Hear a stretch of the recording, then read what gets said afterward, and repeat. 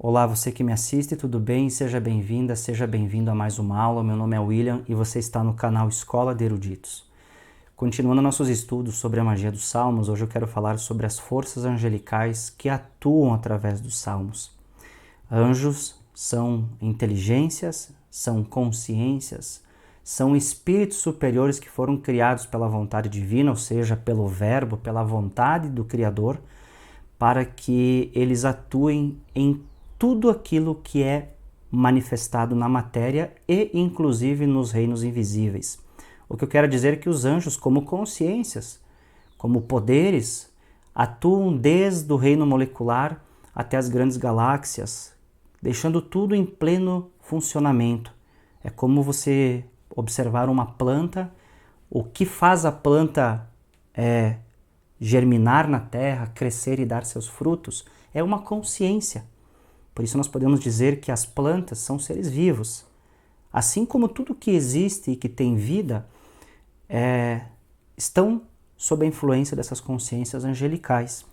Então, tendo esse entendimento, nós podemos também buscar ter esse contato com essa consciência.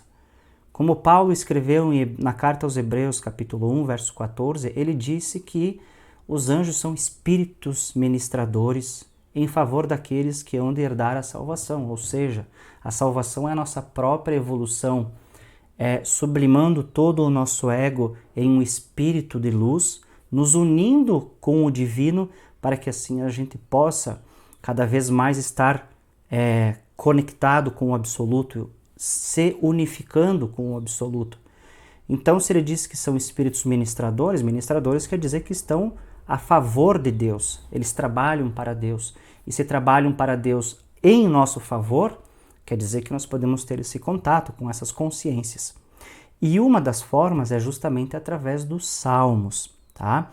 Eu vou explicar aqui em outras aulas, logo, que existem sim formas mais complexas de se obter esse contato com os anjos, obter esses favores, mas isso vai ficar para a próxima aula. Hoje nós vamos entender sobre essa atuação angelical através dos salmos, tá bom?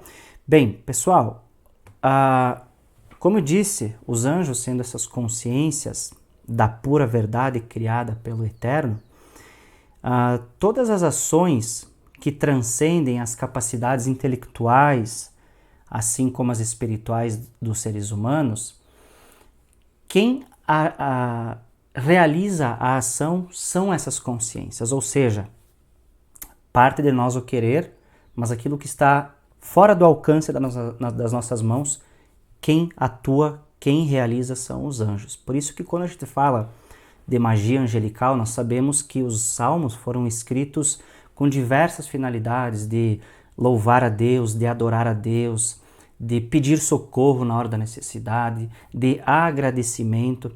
Então, os salmos é uma das formas, que faz essa conexão entre o mundo físico com o mundo espiritual. Então, os salmos é uma forma de abrir, digamos assim, essa conexão através de um pedido, através do nosso entoar, dos salmos que são escritos sagrados, mas quem realiza, quem acaba então definindo se esse desejo, essa nossa vontade, a qual nós estamos exercendo, vai ser realizada em si, são os anjos. Assim, os salmos, pessoal, são um dos meios de se conectar com essas forças supra-humanas. Então, todas as descobertas, se você acompanhar meu raciocínio, todas as descobertas e realizações na humanidade, elas foram realizadas através da inspiração de anjos ao ser humano. O que eu quero dizer com isso? Que toda a sabedoria foi revelada por alguém. Então, as ideias elas não acontecem por mero acaso. Todas as descobertas através da ciência, as curas, as formas também que existe de ter essa comunicação com o reino espiritual, veio através dos anjos. Dessa forma, entende-se que todas as ciências estão ligadas aos anjos. E a magia, como eu disse, nada mais é do que uma ciência sagrada que nos conecta com essas forças.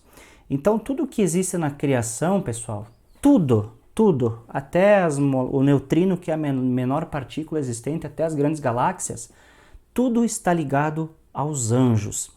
Então, existem anjos que estão ligados com o elemento terra, outros anjos com a água, outros com o fogo e outros com o ar. É só nós lermos Apocalipse 7, do 1 ao 3, diz assim, ó: E depois dessas coisas vi 4 anjos que estavam sobre os 4 cantos da terra, retendo os 4 ventos da terra. Então, anjos que atuam no elemento ar, né? Para que nenhum vento soprasse sobre a terra, nem sobre o mar, veja, a água, a terra, nem contra árvore alguma. Veja, consciência no próprio reino vegetal. E vi outro anjo subir do lado do sol nascente, e que tinha o sol, as estrelas, né? E que tinha o selo do Deus vivo, e clamou com grande voz aos 4 anjos, a quem fora dado o poder de danificar a terra e o mar, dizendo: Não danifiqueis a terra, nem o mar, nem as árvores, até que hajamos selado nas suas testas os servos do nosso Deus. Então veja que aqui tem anjo para tudo que é coisa, né? Para o sol, para as árvores, para o mar, para os ventos, para a água, para o fogo, né? Porque ao lermos aqui Apocalipse 8, existem os anjos que estão ligados também ao fogo. E o primeiro anjo tocou a sua trombeta, e houve saraiva e fogo misturado com sangue, e foram lançados na terra, que foi queimada na sua terça parte. Queimou-se a terça parte das árvores, e toda a erva verde foi queimada. E o segundo anjo tocou a trombeta, e foi lançada no mar uma coisa como um grande monte ardendo em fogo, e tornou-se em sangue a terça parte do mar. E morreu a terça parte das criaturas que tinham vida no mar, e perdeu-se a terça parte das naus. E o terceiro anjo tocou a sua trombeta, e caiu do céu uma grande estrela ardendo como uma tocha. Veja que quem deixa em harmonia todas as constelações são os anjos. Então muitas vezes você fala, vai cair um meteoro na Terra, vai cair não sei o que, vai ter tal estrela que vai se aproximar da Terra. Tudo isso se as forças angelicais permitirem, através da vontade divina, tá certo? Continuando aqui. E caiu sobre a terça parte dos rios e sobre as fontes das águas, e o nome da estrela era Absinto, e a terça parte das águas tornou-se em absinto. E muitos homens morreram das águas, porque se tornaram amargas. Veja que assim todos os ideais, pessoal, justos e dignos de beneficiar a humanidade, como de ação severa, porque tudo existe em polaridade, né? Eles têm a atuação dos anjos. Da mesma forma, como existem anjos que empregam certas catástrofes, como nós vimos aqui, mas atuam para a justiça divina. Por outro lado, existem também a outra força, né, que são os anjos das trevas, assim podemos dizer, que atuam com as mesmas forças da natureza, dos elementos, mas para o lado negativo da dualidade. Lembre-se, tudo tem a sua polaridade. Anjos são forças espirituais, são inteligências, são consciências poderosíssimas que operam tanto para o lado positivo, que é de gerar, construir, edificar, vivificar, quanto ao lado negativo da dualidade, que é matar, destruir, desmoralizar, adoecer, isso mesmo, como você viu. Então a gente não pode fantasiar simplesmente a ideia que os anjinhos são seres queridinhos que estão aí para fazer o que nós bem entendermos. Não, existe uma justiça no reino espiritual que, como eu disse, se a nossa petição for justa e nós tivermos a comunicação com os anjos corretos, ou seja, da luz, né, eles vão agir em nosso favor. Como existem os anjos das trevas, os demônios chamados, né, ou os daimons da Goetia, que, se invocados, também vão fazer realizações estupendas para o ser humano. Mas daí é algo mais perigoso, porque eles não lidam com a justiça. Eles não querem saber se a pessoa vai ficar bem com aquela petição. É a barganha, o toma lá da cá. A pessoa invoca esses daimons, eles se revelam ali para a pessoa, pedem o que ela quer, a pessoa diz, olha, eu quero tal coisa, seja boa, se seja ruim, eles pedem algo em troca, somem, desaparecem, e assim realizam o seu desejo. Então, esses daimons, eles estão aí para a realização do ego, para fazer o mal para o ser humano, né? Então, muitas vezes, nós percebemos que os anjos da luz, né, Deus, enfim, não atende às nossas orações. Nós não somos atendidos em nossas orações e petições por um simples motivo, porque somos vítimas das nossas próprias formas, pensamento, ou seja, tudo que nós construímos, todos os nossos desejos, as nossas orações, as nossas petições, tudo aquilo que a gente manifesta como vontade, muitas vezes nada acontece. Por quê? Porque muitas vezes essa petição está vindo do nosso ego. E os anjos vêm lá na frente, eles não nos atendem, não se manifestam para nós, porque as nossas petições não são boas, não são justas. E sabe por que isso acontece, pessoal? Com a forma pensamento, inclusive já fiz um vídeo falando sobre isso, assista que é bem interessante. Isso acontece porque nós temos um campo energético que é chamado de aura, que é uma energia, é um campo natural de defesa contra as forças mais sutis. Se nós pensamos, emanamos coisas ruins, pedimos coisas ruins, a nossa aura fica carregada de energias negativas, que são emanadas pelos nossos próprios pensamentos, palavras e ações. Da mesma forma, quando nós emanamos coisas boas, prestamos caridade, queremos o bem das pessoas, falamos um palavreado, digamos assim, saudável, a nossa aura também acaba criando essa energia benéfica. E a aura é esse campo, né, de energia vital que envolve o nosso corpo. Portanto, se torna o quê? Um reflexo do nosso estado de ser e da nossa saúde mental e física. Então, quando nós não conseguimos, digamos assim, acessar o reino espiritual, é porque a nossa energia negativa da aura, que está impregnada na aura, dissolveu as nossas orações assim que elas foram emitidas. É por essa razão que muitas das nossas orações ou pedidos demoram para serem atendidos ou muitas vezes nem são atendidos, né? Porque às vezes a gente tem uma real necessidade. Então, mesmo que a nossa aura esteja carregada negativamente, Deus ele conhece o nosso coração, ele não vai ficar observando se a nossa aura está negativa. Então, na necessidade, como Deus é misericordioso, ele manda os seus anjos nos auxiliarem mesmo com a nossa aura não estando suscetível para essa petição. Mas muitas vezes o anjo acaba se negando a ajudar, né, ao ser humano, né, a não ser que seja pela vontade divina. Então veja que se existe realmente uma necessidade de ajuda celestial, os anjos eles atuam a nosso favor. Mas muitas vezes nós não somos atendidos porque nós somos egoístas. O nosso pedido não está de acordo com a vontade divina, é o que diz Tiago 4,3.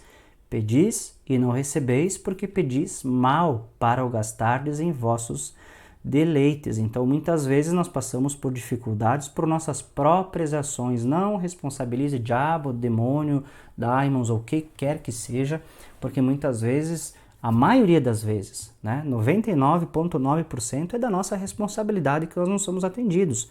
Eu e você somos responsáveis pelas nossas ações, né? E claro, existem sim, muitas vezes, a causa, né, de nós estarmos assim carregados energeticamente falando de forma negativa por influência do anjo contrário, ou seja, dos seres das trevas, né?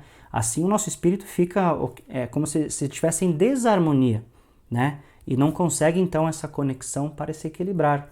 Você já viu que algumas pessoas dizem, nossa, eu orei, parece que a minha oração não passou do teto. Na verdade, não passou nem do teu campo energético, nem da tua aura. Ela foi ali e foi dissolvida, porque o campo energético está vibrando mais negativo do que a tua petição, né? Então é dessa forma, pessoal, que os salmos, eles entram aqui nessa história como uma ferramenta que contribui para equilibrar essa conexão. Primeiro, para a nossa petição ser atendida, nós precisamos estar em equilíbrio, vibrando, ressoando na mesma frequência dos anjos, né? Ou do reino celestial, ou de Deus, como você queira chamar, né? Então eu vou ensinar na próxima aula, que será o último vídeo dessa série, a entoar o salmo que se encaixa com a sua necessidade, para que ele assim tenha esse poder de atrair a força do anjo de luz, que vai dissipar essa desarmonia na sua aura, vai afastar o anjo negativo, vai afastar essas energias, os miasmas negativos que ficam ali sugando a sua energia e não deixando você estar em equilíbrio. Então não é que a pessoa tem que se tornar santa, nunca vamos ser 100% bons e nunca 100% maus. Entenda isso, nós somos possuidores da dualidade. O que precisa ser exercido é um equilíbrio, tá? Mas essa prática de como fazer e de como saber o salmo adequado, como é que eu vou entoar o salmo se eu não sei a minha necessidade? Bom, aí nós vamos ver na próxima aula, que como eu falei vai ser a última dessa série, ali eu vou te explicar bem certinho, deixando um PDF em anexo na descrição do vídeo da próxima aula, como você fará para descobrir o salmo de acordo com a sua necessidade, tá certo? Se contribuir com esse estudo, peço gentilmente, deixa seu like, fortalecer o canal. Se não é inscrita, não é inscrito, se inscreva para não perder os próximos estudos. Compartilhe com outras pessoas se for do seu agrado, desde já meu agradecimento. Vejo você no próximo vídeo, na próxima aula, aqui na Escola de Eruditos. Até mais!